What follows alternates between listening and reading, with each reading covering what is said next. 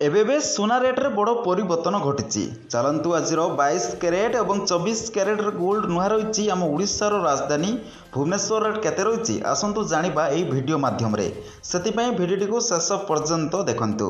Channel को subscribe करनथिले channel को subscribe करंतु एवं वीडियो को लाइक करने को भूलिबे नहीं। तो आपण माने एठी देखि पारथिबे 22 क्यारेट गोल्ड रही 1 ग्राम को रही 8,775 टंका, जहाँकि गतकाली थिला 8,775 टंका सेम रेट रही।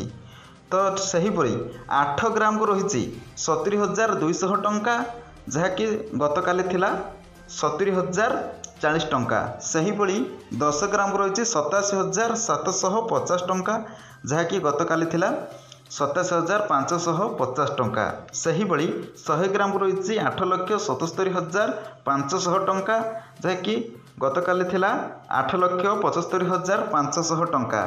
सहीभଳି 24 क्यारेट गोल्ड रही आज 1 ग्राम को रही 9,573 टंका, गतकाली थिला 9,551 टंका।